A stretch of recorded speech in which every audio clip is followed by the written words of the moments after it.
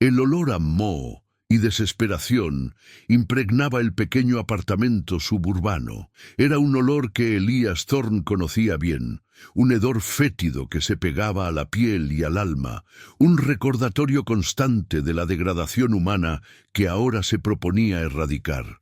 Con cada respiración, el aire denso parecía susurrar historias no contadas de inocencia perdida, de futuros robados.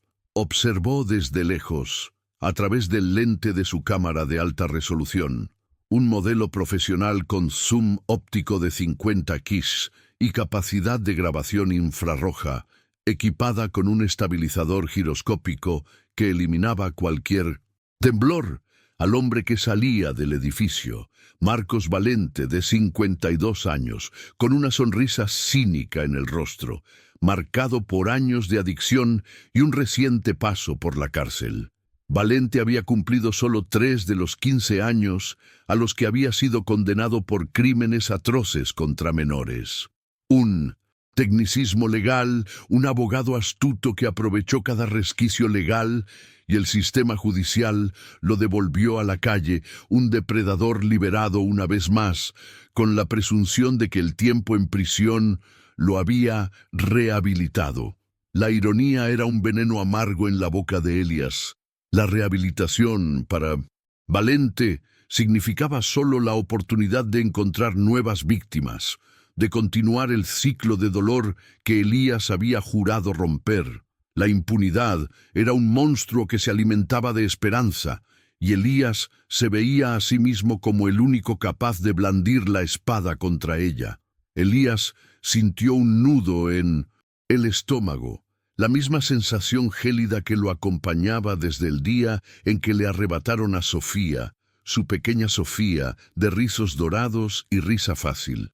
La imagen de ella jugando en el parque, el columpio que él mismo había empujado, el último abrazo antes de un breve desvío para atender una llamada urgente del trabajo. Todo era un tormento constante, un vívido recordatorio de lo que había perdido y de lo que el sistema no había logrado proteger. La culpa, un parásito silencioso, lo carcomía, susurrándole que si no hubiera contestado esa llamada, si no se hubiera distraído un segundo, Sofía seguiría allí, viva, sonriendo. Ajustó la mira de su rifle de francotirador, un Barrett M82, modificado para disparar pulsos electromagnéticos no letales, no para matar, sino para desactivar el sistema de seguridad del coche de Valente y las cámaras de vigilancia cercanas. La precisión era su sello distintivo, la eficiencia su religión. Cada movimiento era calculado, cada riesgo evaluado, cada fallo del sistema explorado, con la serenidad de un ingeniero que diseña una solución a un problema complejo e insoluble, un problema que la sociedad prefería ignorar. Horas después, al amparo de la noche, Elías se movía como una sombra. Vestía un traje de neopreno oscuro diseñado para absorber el calor y dificultar la detección por cámaras termográficas, y botas con suelas especiales que minimizaban el sonido de sus pasos. El apartamento de Valente era un laberinto de suciedad y desorden, un reflejo del alma de su ocupante. Botellas vacías de alcohol barato, restos de comida en mal estado, revistas pornográficas esparcidas por el suelo, un testimonio silencioso de la depravación que allí residía, un altar a su propia miseria. Valente dormía, un sueño profundo inducido por el alcohol barato y la falsa sensación de seguridad que le proporcionaba su recién descubierta libertad. Elías no sentía ira, ya no sentía la furia explosiva que lo había consumido en sus primeros años. Ahora solo había una fría determinación, una resignación sombría, la aceptación de un destino que él mismo había forjado. No era un monstruo sediento de sangre, era un cirujano que extirpaba un cáncer, que amenazaba la inocencia. Con movimientos calculados le inyectó un potente sedante, una mezcla de fentanilo y midazolam, asegurándose de que Valente no despertara. No habría dolor, ni gritos, solo silencio, el mismo silencio que se tragaba la voz de Sofía, El silencio que ahora era su único confidente, su único consuelo, lo único que le impedía desplomarse, lo llevó a un lugar apartado, un almacén abandonado en la zona portuaria que había preparado meticulosamente durante meses. El lugar era un santuario profano, un laboratorio de su propia justicia, donde la ley de los hombres no tenía cabida. Las herramientas estaban dispuestas sobre una mesa de metal, limpias y frías. Bisturíes quirúrgicos, cauterizadores, pinzas y un monitor de constantes vitales que registraba la vida que se desvanecía. Elías no torturó, desactivó. Con la precisión de un ingeniero, realizó un procedimiento irreversible, asegurándose de que Marcos Valente nunca más pudiera dañar a un niño. No fue venganza en el sentido primitivo, un acto impulsado por una rabia ciega, sino una forma brutal y definitiva de prevención, un sacrificio necesario para proteger a los inocentes. Dejó el cuerpo donde sería encontrado, en una concurrida plaza pública, con un único mensaje, grabado en un pequeño dispositivo de audio encriptado, sujeto a la muñeca de Valente. La justicia ha fallado. Yo no fallaré. Que esto sirva de advertencia a quienes se atrevan a tocar la inocencia. La voz, alterada digitalmente hasta quedar irreconocible, tenía un tono de autoridad sombría, el heraldo de un nuevo orden, un grito de desesperación transformado en acción.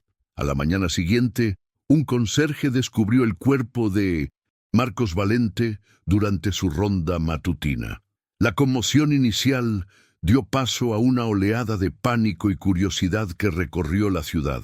La escena era impactante, pero la causa de la muerte, un infarto inducido por una sustancia desconocida, planteaba más preguntas que respuestas. La ausencia de signos de forcejeo, la impecable limpieza del lugar y la peculiar naturaleza de las lesiones internas intrigaron al equipo forense. Fue en este panorama de misterio y horror donde entró en escena la inspectora Ana Costa. A sus 38 años, con perspicaces ojos marrones y una mente aguda, Ana era una de las detectives más respetadas de la división de homicidios. Tenía olfato para los patrones, una intuición que rara vez fallaba y una reputación de resolver casos que otros consideraban irresolubles. Su carrera era su vida, un refugio del dolor de un pasado que intentó, en vano, enterrar. Un pasado que ahora parecía resurgir de entre las sombras. «Inspector, la escena está demasiado limpia», dijo el forense, el doctor Almeida, un hombre canoso con pasión por los detalles macabros y un ingenio mordaz. Señaló el cuerpo con las manos enguantadas, mientras las gafas se le resbalaban por la nariz. No hay huellas dactilares ni fibras extrañas. Es como si el asesino se hubiera evaporado. Y el método, nunca he visto nada igual. Parece precisión quirúrgica, pero con una intención brutal, casi como si el agresor quisiera asegurarse de que la víctima ya no pudiera cometer sus crímenes, sin infligir necesariamente un dolor innecesario. Es un mensaje, inspector, un mensaje muy claro y muy perturbador. Ana examinó el cuerpo con expresión seria, pero con un destello de curiosidad profesional en los ojos. Se fijó en el pequeño dispositivo de audio. «¿Qué es esto, doctor Almeida?» Lo recogió con sus guantes y lo activó. La voz robótica y distorsionada resonó en el frío aire de la mañana con una gravedad que le erizó los pelos de la nuca. «La justicia ha fallado. No fallaré. Que esto sirva de advertencia a quienes se atreven a tocar la inocencia». Repitió las palabras en voz baja, sintiendo un escalofrío recorrerle la espalda. «Este no es un criminal cualquiera, Almeida. Es alguien con una agenda, una misión, alguien que se ve a sí mismo como verdugo, juez y jurado, y nos está desafiando a nosotros y a todo el sistema». Los días siguientes fueron un torbellino de investigaciones. Los medios, ávidos de historias sensacionalistas, rápidamente apodaron al asesino el Guardián. La historia de Marcos Valente y sus crímenes pasados salió a la luz, y la opinión pública se dividió profundamente. Para muchos, Valente era un monstruo que merecía su destino, y el P-100 guardián, un héroe anónimo, un ángel vengador que hacía el trabajo sucio que el sistema se negaba a hacer. Para otros, las acciones del Guardian fueron una afrenta al Estado de Derecho, un precedente peligroso que podría conducir al caos y la anarquía, una licencia para la barbarie. Acalorados, debates llenaron los programas de radio y televisión, y las redes sociales se llenaron de hashtags a favor y en contra del justiciero, transformándolo en un símbolo polarizador, un reflejo de las frustraciones de una sociedad cansada de la impunidad. Ana sentía una creciente inquietud. Ella más que nadie comprendía la frustración con el sistema. La imagen de su amiga de la infancia, María, y la impunidad de su agresor aún la perseguían. Una herida que nunca cicatrizó del todo, una sombra que la había perseguido desde la adolescencia. Creía en la ley, en el orden, en la estructura que la sociedad construía para protegerse. Pero con cada fallo del sistema, con cada criminal que escapaba por vacíos legales, una pequeña parte de ella cuestionaba su eficacia. El guardián, de alguna manera, estaba tocando una vieja herida, exponiendo las grietas en los cimientos de sus propias creencias, obligándola a confrontar la hipocresía de un sistema que había jurado defender, pero que tan a menudo parecía fracasar estrepitosamente. «Inspector, otro caso», anunció su compañero, el detective Silva, una semana después, con la voz tensa, los ojos abiertos y el rostro pálido. Mismo modus operandi. Víctima: Ricardo Méndez, condenado por abuso infantil, liberado hace 6 meses por buena conducta, tras cumplir solo 1/3 de su condena. El mensaje es el mismo, con la misma voz distorsionada. Actúa con rapidez, inspector. Nos provoca. Nos desafía abiertamente. Ana sintió un escalofrío. No se trataba de un caso aislado. Era una serie, una declaración de guerra contra la ineficacia de la justicia. Los está cazando, Silva, uno por uno, y está enviando un mensaje claro. Necesitamos entender quién es y por qué lo hace. Pero más importante aún, debemos detenerlo antes de que alguien más muera, o antes de que la sociedad decida que él es la única forma de justicia. No podemos permitir que se imponga la anarquía, que prevalezca la ley del más fuerte. Examinó los archivos en busca de patrones, de conexiones. ¿Quién podría ser el guardián?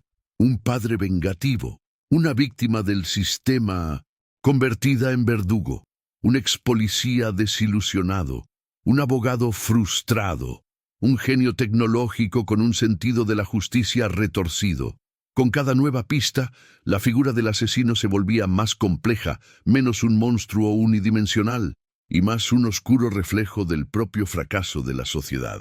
La línea entre el bien y el mal, entre la justicia legal y la moral, comenzó a difuminarse peligrosamente en su mente, convirtiendo el caso en un dilema personal y profesional que la consumía día y noche, robándole el sueño y la paz. Ana armó un tablero de evidencias en su oficina, conectando fotos de las víctimas, informes forenses y transcripciones de los mensajes del guardián. Observó que todos los objetivos tenían algo en común, además de los delitos contra menores. Eran personas que habían sido liberadas prematuramente o habían recibido sentencias leves debido a fallas en el sistema judicial. No eran solo criminales, sino símbolos de la impunidad, mártires de un sistema judicial fallido. Esto sugería que el guardián no actuaba al azar, sino con un profundo conocimiento del sistema legal y sus deficiencias, casi como si tuviera acceso a información privilegiada o fuera parte del propio sistema, un infiltrado, un espía del propio sistema judicial. No es un aficionado, Silva, reflexionó Ana, señalando los detalles de los casos con un lápiz láser que trazaba líneas rojas en el tablero. Sabe cómo funciona el sistema y, lo que es más importante, cómo falla. Esto me lleva a creer que podría tener alguna conexión con la ley, o quizás con las fuerzas del orden, o, como mínimo, alguien con acceso a información privilegiada. Es metódico, casi académico en su enfoque, como si estuviera llevando a cabo un macabro experimento social. Silva, aunque aún escéptico sobre las motivaciones nobles del guardián, coincidió con el análisis. Es inteligente, inspector, muy inteligente, y siempre parece ir un paso por delante de nosotros. Las cámaras de seguridad siempre fallan en momentos cruciales. Los sistemas de alarma se desactivan sin dejar rastro. Es como si supiera exactamente dónde y cuándo atacar, como si pudiera predecir nuestros movimientos. Es aterrador, inspector. Es como cazar a un fantasma que conoce todos nuestros trucos. Ana comenzó a desarrollar un perfil psicológico. El guardián no mostraba señales de sadismo. Sus acciones eran frías, calculadas, casi ritualistas. No dejaba mensajes de odio ni ira, sino declaraciones de propósito, de misión. Esto indicaba a un individuo con un fuerte, aunque retorcido, sentido de la moralidad y la capacidad de compartimentar sus emociones. Era un hombre que había sido profundamente herido y que ahora canalizaba ese dolor en una misión, una cruzada personal contra la injusticia. El dolor, comprendió, era el motor de sus acciones, el motor de su búsqueda incansable, lo único que lo mantenía en pie. Pasaba noches en vela estudiando informes, buscando cualquier caso de abuso infantil con un desenlace controvertido que pudiera haber generado un trauma tan profundo como para moldear a un justiciero. La lista era larga, dolorosamente larga, un testimonio de la falibilidad humana e institucional. Cada nombre, cada historia, era un recordatorio de la fragilidad de la infancia y la falibilidad de la justicia. Con cada página que pasaba, la línea entre la búsqueda y la comprensión se hacía más delgada. Se acercaba no solo al guardián, sino a la oscuridad que lo creó, a la herida que lo transformó. Y de alguna manera, esta cercanía la asustaba y la atraía al mismo tiempo como un abismo que la llamaba. Los asesinatos continuaron, metódicos e implacables. Con cada nueva víctima, un exprofesor condenado por pedofilia que cumplió solo 2 años de una condena de 10, un entrenador de fútbol juvenil que abusó de sus atletas y fue absuelto por falta de pruebas, un padrastro que evitó la condena por violación gracias a un jurado indeciso. La polarización de la sociedad se profundizaba. Elias Thorne, el guardián, operaba con una precisión casi clínica. Estudiaba a sus objetivos, sus rutinas, sus debilidades, utilizando sus habilidades de ingeniería de software para rastrear y anticipar cada uno de sus movimientos. Hackeaba sistemas de seguridad con algoritmos de fuerza bruta, accedía a bases de datos confidenciales del gobierno y de empresas privadas, y se movía por las sombras digitales con la misma facilidad con la que se movía por las oscuras calles de la ciudad. Su hogar, un refugio apartado en la montaña, a unas 2 horas de la ciudad, se convirtió en su cuartel general, repleto de monitores de alta definición, mapas topográficos detallados, servidores encriptados y recortes de periódico meticulosamente organizados. Con cada rostro criminal tachado de su lista, un pedazo de su alma se desmoronaba, pero la imagen de Sofía lo impulsaba a seguir adelante, una llama fría e inextinguible en su corazón, lo único que lo impulsaba, la única razón de su existencia. Recordaba ese fatídico día con dolorosa claridad. Brillaba el sol, Sofía llevaba su vestido de lunares favorito, un regalo de cumpleaños de su abuela. La dejó en el patio de recreo un momento, solo para responder a una llamada urgente del trabajo, un problema crítico con el servidor que requería su atención inmediata. Cuando regresó, ella ya no estaba. Las búsquedas frenéticas, la agonía que Le desgarraba el alma el hallazgo de su cuerpo días después en un terreno baldío, su inocencia brutalmente robada. Y luego, el juicio, la condena de un hombre llamado Arthur Campos, un conocido depredador en la zona. Años después, Campos sería liberado debido a un tecnicismo legal, un error en la cadena de custodia de una prueba crucial. Ese día, Elias Thorne murió. En su lugar nació el Guardián, un espectro de justicia, forjado en el dolor y la desilusión. Un hombre que lo había perdido todo y ahora no tenía nada que perder, solo una misión que cumplir. No buscaba ni gloria ni reconocimiento, solo silencio. El silencio que esperaba que algún día llenara el vacío de su alma, el silencio que calmara la tormenta que lo atormentaba. Sabía que no tenía redención, que sus manos estaban manchadas de sangre, pero tal vez, solo tal vez, sus acciones podrían evitar que otros niños sufrieran el mismo destino que Sofía. Empezó a dejar pistas sutiles para la inspectora Ana Costa, no para que lo atraparan, sino para que comprendiera. Veía en ella una chispa de su propia frustración, un alma que, como la suya, había sido tocada por el fracaso del sistema. Quería que ella viera la verdad que lo impulsaba, la verdad que lo había convertido en un monstruo necesario. Era un juego, sí, pero un juego con un propósito oscuro y mucho en juego, donde las reglas las dictaban el dolor y la desesperanza. Ana Costa estaba agotada, noches de insomnio, montones de informes, la presión incesante de los medios y sus superiores exigiendo resultados. El Guardián se había convertido en una obsesión, absorbiendo cada fibra de su ser, cada pensamiento, cada sueño. Rebuscó en los archivos de los criminales muertos, buscando cualquier conexión, cualquier detalle que pudiera revelar la identidad del asesino. Observó la sofisticación de los métodos, la ausencia de violencia gratuita, la precisión quirúrgica que rozaba el arte. No se trataba de un asesino en serie cualquiera, movido por impulsos sádicos. Era alguien con un propósito, una ideología, un código de conducta propio, un hombre que se consideraba un agente de la retribución divina, un ángel de la muerte para los impunes. «No mata por placer, Silva», le dijo a su compañero, señalando un mapa con las escenas del crimen interconectadas por hilos rojos que formaban una red macabra. «Está ejecutando y elige a sus objetivos con mucho cuidado. Todos tienen antecedentes de crímenes contra menores y todos se beneficiaron de alguna falla del sistema judicial.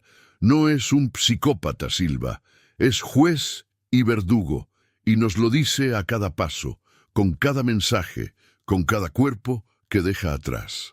Silva, un hombre práctico y escéptico, se rascó la cabeza visiblemente perturbado. «Entonces es un justiciero, esa clase de héroe de cómic oscuro». Intentó racionalizar lo irracional, pero la realidad se impuso con fuerza brutal, desmantelando sus certezas. «¿O un monstruo que se justifica con una causa noble?», replicó Ana. Pero la duda persistía en su voz, una disonancia cognitiva que la atormentaba. Se preguntó más de una vez si el Guardián estaba realmente equivocado. La frustración con el sistema era palpable en cada departamento, en el rostro de cada policía que veía, en cada informe que leía. La burocracia agobiante, los recursos limitados, la exasperante lentitud de la justicia, la corrupción velada que corroía los cimientos de la sociedad. Todo esto contribuía a una sensación de impotencia, a la creencia de que a veces la ley no bastaba, que era solo una fachada para la inacción, una promesa vacía de protección. Las pistas del Guardián se volvieron más directas, casi un diálogo unidireccional. Pequeños archivos cifrados guardados en servidores públicos que ella sabía que solo ella podía descifrar. Mensajes anónimos enviados a su correo electrónico del trabajo con detalles íntimos sobre los crímenes de las víctimas y las fallas procesales que llevaron a su liberación. Era como si la estuviera poniendo a prueba, retándola a ver el mundo a través de sus ojos, a reconocer la validez de su misión. La veía como la única capaz de comprender la profundidad de su dolor y la necesidad de sus acciones. Ana comenzó a pasar horas descifrando los mensajes, sintiendo una extraña y peligrosa conexión con el asesino. No era un enemigo lejano, sino un espejo distorsionado de sus propias frustraciones, un eco de su rabia contenida, una voz que le hablaba directamente al alma, cuestionando todo lo que creía. Una noche, mientras revisaba uno de los archivos más complejos, encontró una referencia a un caso antiguo, un caso que conocía bien, uno que había marcado un hito en los inicios de su carrera, el secuestro y asesinato de Sofía Thorne, de 8 años. El autor, un hombre, un nu, llamado Arthur Campos, había sido liberado años después debido a un error de procedimiento, una falla en la documentación que invalidó pruebas cruciales.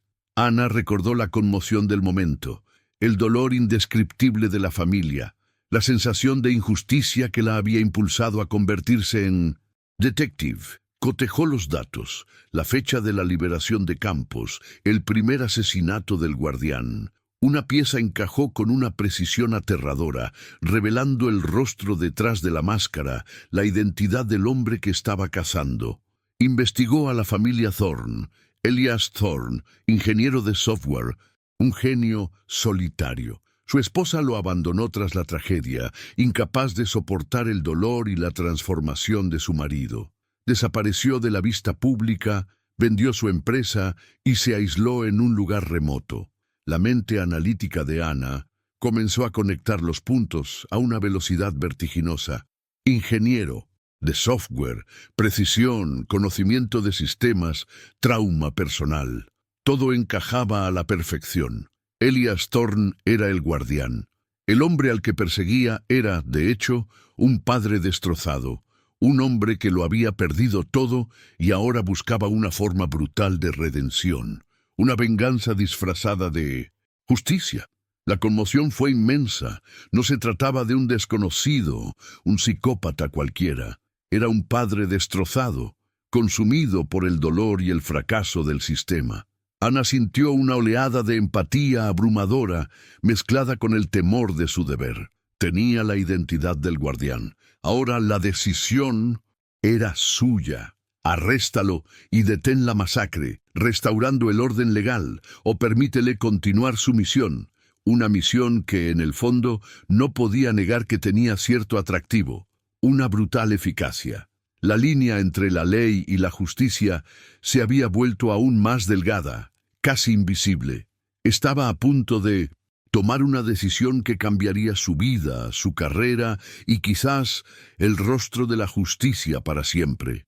El juego del gato y el ratón había llegado a un punto crítico, y Ana se encontraba entre la espada y la pared, entre el deber y la moral, entre la ley y la compasión, con el destino de un hombre y el alma de una ciudad en sus manos. Ana pasó días en reclusión, revisando los archivos, los mensajes, las pruebas. La figura de Elias Thorne se volvió cada vez más humana, menos un monstruo, y más una víctima de las circunstancias. Recordó las palabras del guardián. La justicia ha fallado. Yo no fallaré. ¿Y si tenía razón? ¿Y si la única manera de forzar el cambio del sistema era mediante una conmoción, una demostración brutal de sus defectos? Sabía que, como policía, su deber era arrestar a Elias.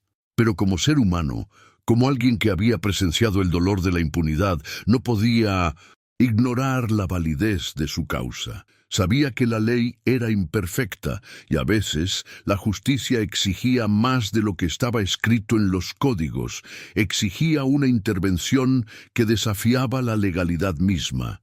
Habló con Silva, sin revelar la identidad del guardián, simplemente exponiendo el dilema moral en términos hipotéticos. ¿Y si el criminal, por ilegales que sean sus acciones, está de alguna manera haciendo un bien mayor? ¿Y si está exponiendo una verdad que nadie más tiene el valor de ver? Silva, un hombre de blanco y negro, estaba visiblemente incómodo. Inspector, la ley es la ley. No podemos sentar precedentes tomando la justicia por nuestra mano. Es un caos, es una barbarie. Si cada uno se toma la justicia por su mano, ¿dónde acabaremos? La civilización se desintegrará. Ana sabía que tenía razón, en teoría, pero la realidad era más compleja. La barbarie ya existía, en las vidas destruidas por los fallos del sistema, en los niños que sufrían en silencio, en las familias destrozadas por la impunidad. Recordó a María, su amiga de la infancia, y la sonrisa del perpetrador que nunca pagó por sus crímenes. La ira que sentía por ese hombre, por ese sistema, era la misma ira que imaginaba había consumido a Elias Thorne. La diferencia era que Elías había actuado, y ahora ella tenía que decidir qué hacer con esa acción, con esa chispa que él había encendido, con esa llama que amenazaba con consumirlo todo.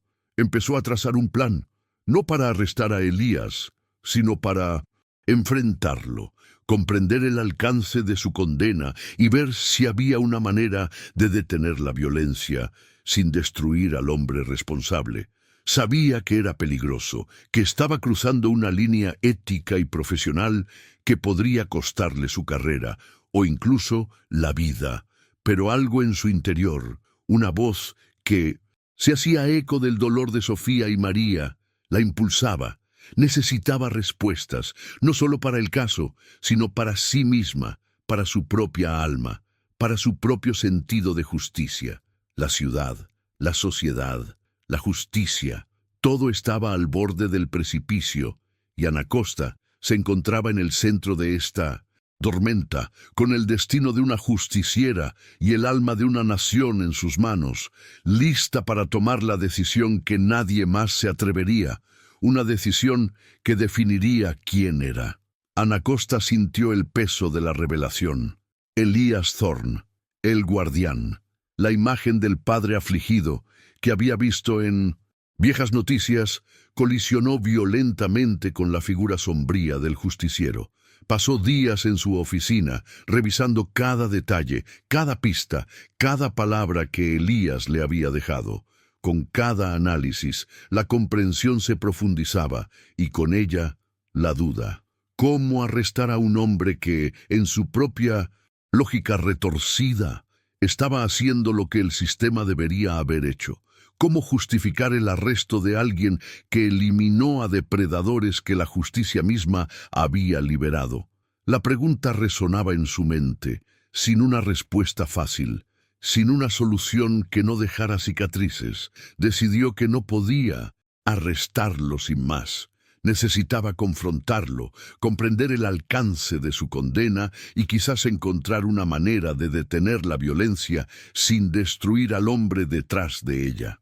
Usando las pistas que Elías había dejado, pudo descifrar un patrón en sus comunicaciones, un lugar de encuentro que usaba para monitorear a sus objetivos. Era un viejo observatorio abandonado en las colinas con una vista panorámica de la ciudad, un lugar apartado, perfecto para un hombre que vivía en la sombra, un santuario para su vigilancia solitaria, un punto estratégico desde el que podía ver la ciudad y sus pecados. Ana fue sola. Dejó una nota para Silva por si algo salía mal, una precaución que esperaba no necesitar, pero que la tranquilizó. Pero sabía que esta era una conversación que necesitaba tener sin testigos, sin la interferencia de la ley ni de la opinión pública, sin los juicios que vendrían. La empinada subida al observatorio fue silenciosa, solo el sonido de sus propios pasos y el viento susurrando entre los árboles, un presagio de algo importante, de un encuentro que lo cambiaría todo. Cuando llegó a la cima, Elías estaba allí, de espaldas a ella, observando la ciudad iluminada, una silueta recortada contra el crepúsculo. No se giró de inmediato, como si supiera que ella vendría, y ese momento era suyo, un juego de paciencia que dominaba con maestría. Elias Thorne, dijo Ana con voz firme, pero con melancolía, casi un lamento, un reconocimiento de la tragedia que los unía. ¿O debería llamarlo guardián? Se giró lentamente, sus ojos azules, antes llenos de dolor, ahora vacíos, pero con una intensidad fría, como los de un depredador que evalúa a su presa. Inspector Costa sabía que vendría. Es el único que realmente lo entendió, el único que se molestó en mirar más allá de la superficie, en ver la verdad tras los titulares. Entiendo su dolor, Elías, entiendo su ira, pero lo que está haciendo no es justicia, es venganza, y la venganza es un ciclo sin fin. Solo genera más dolor, más violencia, más sufrimiento. Es un pozo sin fondo. ¿Y qué es la justicia? Inspector, preguntó en voz baja, casi un susurro, pero cargada de una convicción inquebrantable, de una fe ciega en su propia causa.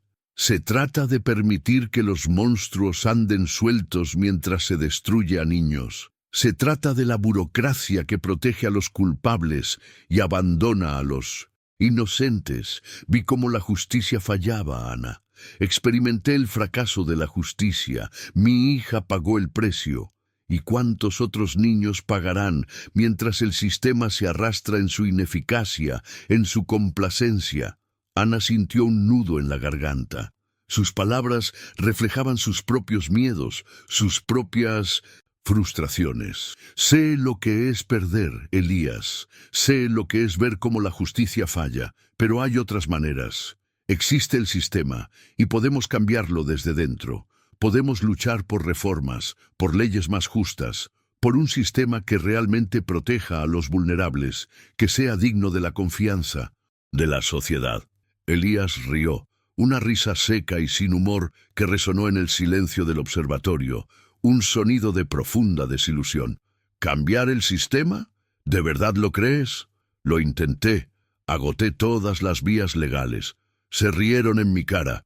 El sistema es una fortaleza, inspector, construida para protegerse a sí mismo, no a los vulnerables. Yo soy la grieta en esa fortaleza. Soy la voz de los silenciados.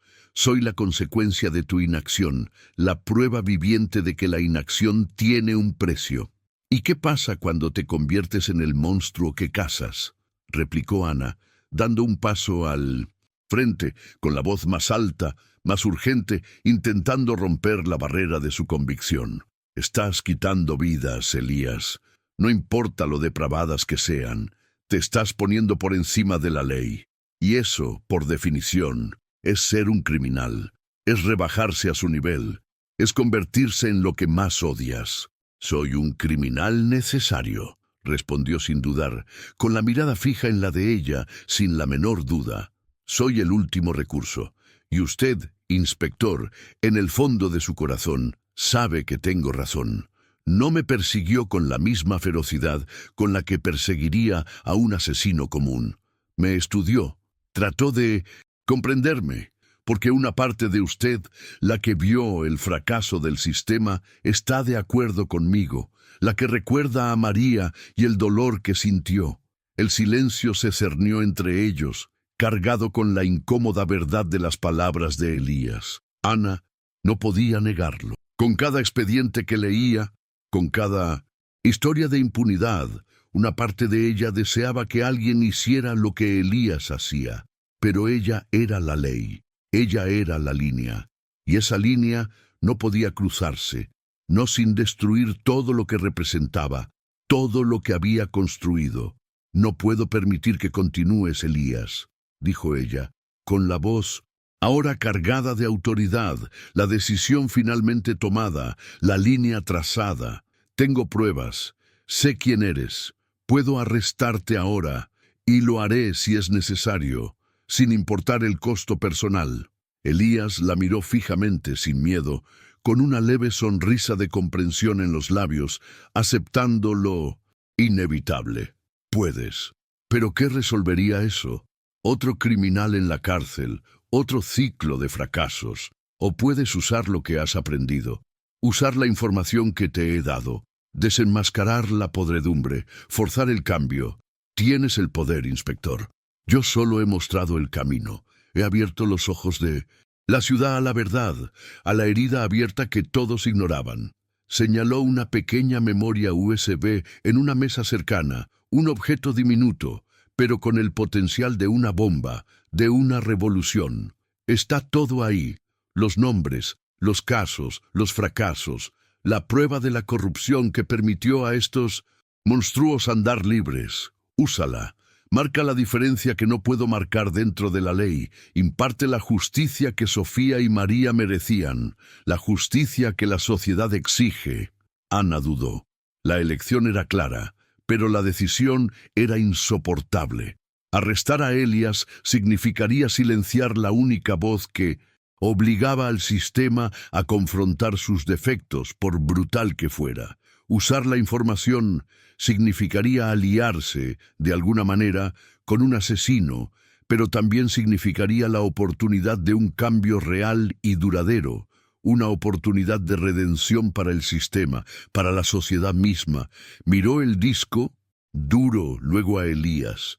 Sus ojos se encontraron. No había odio, solo una comprensión mutua de la tragedia que los unía, el dolor que los había moldeado, la responsabilidad que ahora pesaba sobre sus hombros. «No te arrestaré hoy, Elías», dijo Ana finalmente, con voz ronca pero firme. «Pero si continúas, lo haré. Y no habrá más conversación. Haré mi trabajo, y lo haré con la misma determinación que tú, pero dentro de los límites de la ley». Elías asintió, con una leve y triste sonrisa en los labios, una aceptación silenciosa, casi un alivio. «Entiendo, y haré el mío, pero tal vez, solo tal vez, mi trabajo ya no sea necesario si el tuyo se hace bien, si de verdad logras cambiar las cosas, si la justicia finalmente despierta». Se giró, y antes de que Ana pudiera reaccionar, saltó a la oscuridad de la noche, desapareciendo como una sombra, un fantasma que se disolvió en el aire, dejando solo el eco de su presencia. Ana corrió hacia el borde, pero él ya se había ido, dejando solo el eco de sus palabras y el peso de la memoria USB en sus manos. La cacería había terminado, pero la verdadera batalla apenas comenzaba. Una batalla que se libraría en los tribunales, en los pasillos del poder y en la conciencia de la sociedad. Una batalla por el alma de la justicia. Pasaron los meses. La memoria USB de Elias Thorne se convirtió en el arma más poderosa de Ana Costa. Con información detallada e irrefutable, inició una cruzada silenciosa dentro del sistema. Los medios de comunicación, antes divididos, ahora tenían un enfoque claro: la corrupción y las fallas procesales que permitían a los delincuentes infantiles evadir la justicia. Ana, con su credibilidad y pruebas irrefutables, lideró el grupo de trabajo que desmanteló una red de abogados corruptos y jueces negligentes.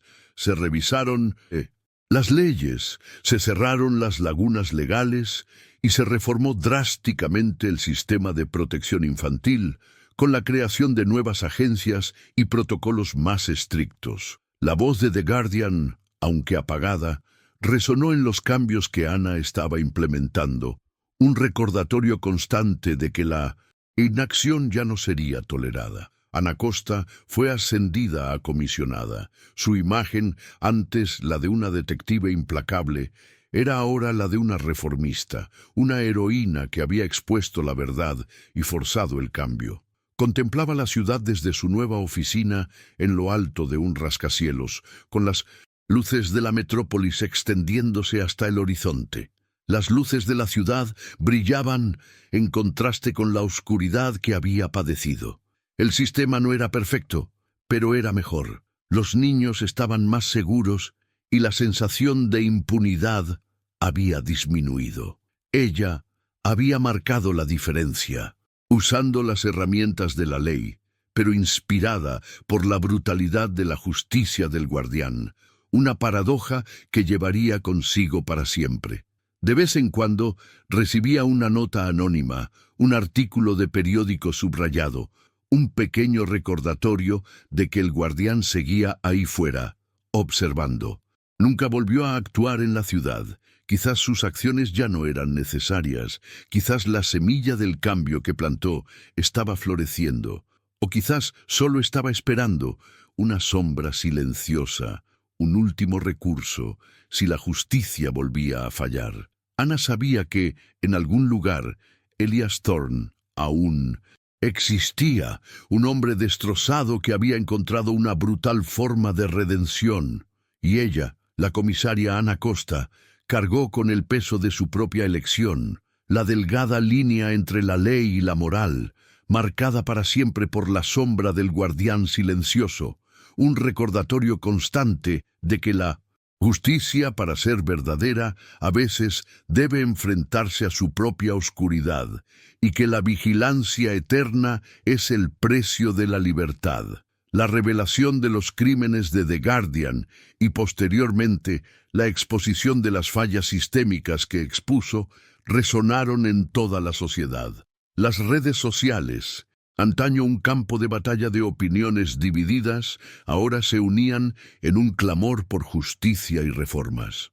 Movimientos sociales, activistas y organizaciones de derechos humanos que antes luchaban en nichos aislados encontraron una voz unificada. La historia de The Guardian, a pesar de su polémica, encendió una chispa, transformando la apatía en indignación y la indignación en acción. Padres, traumatizados por la impunidad, alzaron la voz exigiendo la protección de sus hijos y que el sistema rindiera cuentas. Programas de televisión y radio dedicaron horas a acalorados debates sobre la moralidad de las acciones de The Guardian, la eficacia de la justicia y la responsabilidad de la sociedad. Psicólogos y sociólogos intentaron descifrar la mente del justiciero, mientras que juristas y políticos se vieron obligados a defender un sistema que, a la vista del público, estaba en ruinas. La figura de Elias Thorne, el hombre detrás del guardián, se convirtió en un mártir para algunos, un monstruo para otros, pero sin duda un catalizador del cambio.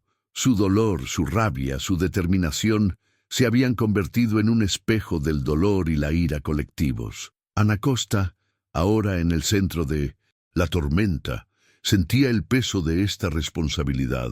La memoria USB de Elias no era solo un conjunto de datos, era un manifiesto, un grito de guerra. Cada nombre, cada caso detallado, era una prueba irrefutable de negligencia y corrupción. Sabía que la batalla sería larga y ardua, que el sistema no se reformaría sin resistencia.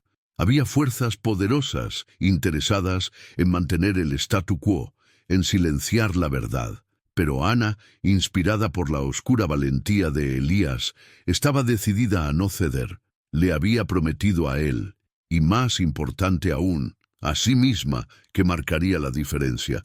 El recuerdo de Sofía y María y de todos los demás niños silenciados era su combustible. Ella se convertiría en su voz, la espada de la justicia, pero una espada que cortaba dentro de los límites de la ley, buscando curación, no destrucción. O trabalho era exhaustivo, horas a fio em reuniões com promotores, juízes, legisladores, testemunhos em comissões parlamentares, entrevistas coletivas, onde cada palavra era pesada e analisada. Ela enfrentou ceticismo, resistência e até mesmo ameaças veladas. Mas a pressão pública, alimentada pelas revelações contidas no drive de Elias, era um aliado poderoso.